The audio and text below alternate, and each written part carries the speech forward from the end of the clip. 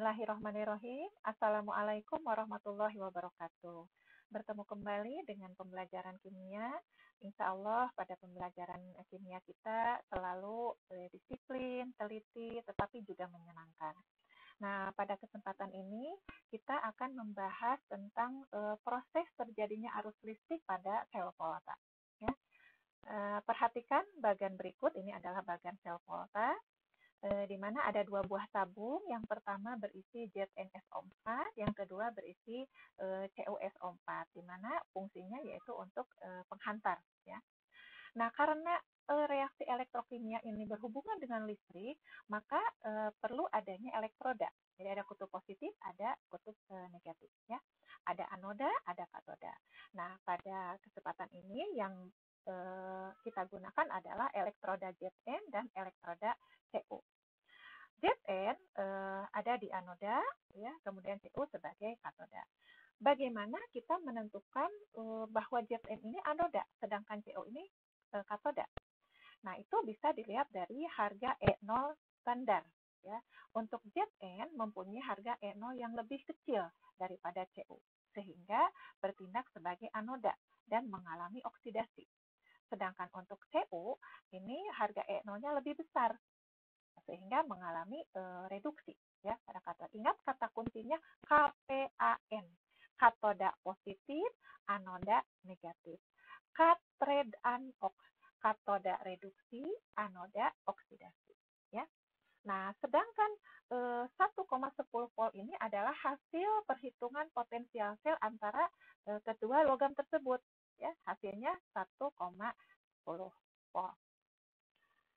Nah, kemudian kita menginjak pada rumus dari potensial sel atau cara menghitung potensial sel dengan rumus E0 sel sama dengan E0 reduksi dikurangi E0 oksidasi. Tetap kita menggunakan kunci yang ini ya, KPAN, katrade anox, kata kuncinya itu. Diketahui di sini ada beberapa data potensial reduksi. Ya, semua. Nah, contoh soalnya seperti ini. Jika diketahui potensial reduksi E0-nya sama dengan untuk Mg min 2,37, untuk Cu positif 0,34 volt.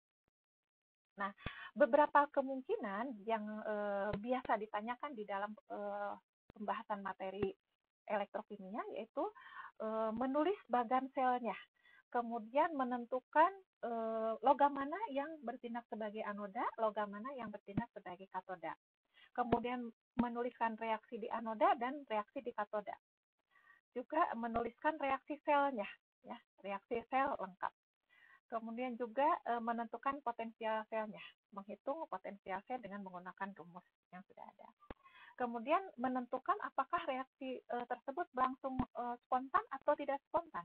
Nah, bila harga potensial standarnya positif, maka reaksi berlangsung spontan. Bila harga potensial selnya negatif, maka tidak spontan. Ya. Kemudian yang terakhir adalah menentukan notasi sel atau diagram sel. Nah, pertanyaan yang pertama ini ya kita jawab, bagaimana bagan dari ini apabila logam ini dipadukan ya dengan harga E0-nya seperti ini. Kuncinya KPAN. Lihat mana yang lebih tinggi, apakah Cu atau Mg. Karena Cu mempunyai harga E0-nya lebih besar, maka Cu ini mengalami reduksi. Sedangkan Mg mengalami oksidasi. Ya. Ini bagiannya. Mg-nya negatif. Kenapa negatif? Kan KPAN. AN, anoda negatif. Ya. Anoda ini karena lebih negatif, jadi bertindak sebagai anoda. Sedangkan Cu, nah ini Cu ini positif. Karena mempunyai E0-nya lebih besar, maka positif. Bertindak sebagai katoda. Ya. Nah, anodanya Mg, katodanya Cu. Kemudian reaksi di anoda, ini adalah Mg, tapi di dalam soal ini reaksi D-nya reduksi, sehingga harga E0-nya harus dibalik, ya, karena reaksinya juga dibalik, kan ini reduksi, kemudian di sini oksidasi, maka E0-nya juga harus dibalik menjadi positif, ya. Sedangkan reaksi di katodanya tetap Cu, Cu tetap reaksinya reduksi sama, maka E0-nya tidak berubah, tetap positif 0,34. Sehingga reaksi selnya ini KPAN ya, katoda positif, anoda negatif, letaknya bisa di atas di bawah sama saja asalkan tandanya betul ya. Ini dijumlahkan. Untuk reaksi sel jumlahkan, untuk elektron karena sudah sama bisa habis ya, 2 elektron beda tempat ini bisa habis. Kemudian E0 selnya positif 2,71 volt. Nah, potensial sel dengan rumus sebagai berikut ya. Masukkan saja angka-angkanya, tetapi untuk E0 oksidasi tidak berubah tandanya. Karena ini bukan reaksi sel, tapi potensial sel. Nah, hasil dari potensial sel akan sama dengan hasil dari reaksi sel, ya, 2,71. Ini juga sama 2,71. Nah, karena harganya positif, harga potensial selnya positif, sehingga reaksi berlangsung spontan. Kemudian notasi selnya, nah di dalam menulis notasi sel itu ada ketentuannya. Jadi yang pertama ditulis itu harus reaksi oksidasi dulu, kemudian reaksi reduksi, atau harus anoda dulu, kemudian katoda. Nah, untuk supaya mudah menghafal, ADKK. Jadi anoda dulu, kemudian katoda. ADKK. Nah, contoh soal berikutnya ya, misalkan dalam bentuk reaksi yang sudah ditentukan oleh soal, jadi tidak berbentuk dalam potensial reduksi. Ini suatu reaksinya. Kemudian harga potensial reduksinya diketahui. Tentukan harga potensial sel. Nah, harga potensial sel berdasarkan reaksi yang sudah ditentukan di dalam soal. Nah, untuk 2AU ini menghasilkan AU 3 positif, maka reaksinya oksidasi. Ya. Kemudian untuk CU 2 positif menghasilkan CU, maka reaksinya reduksi. Ya. Nah, masukkan ke dalam rumus E0 sel. Ini seperti ini.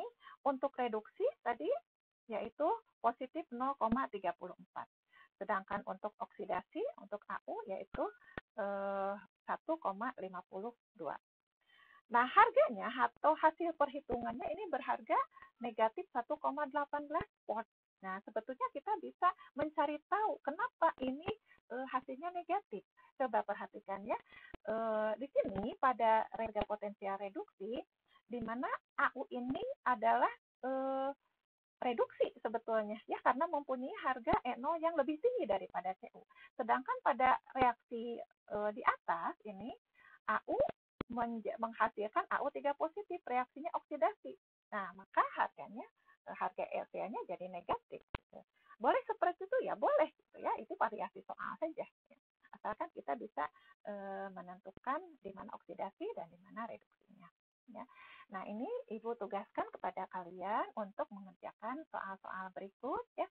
Silahkan dikerjakan. Mudah-mudahan kalian bisa paham dengan materi ini.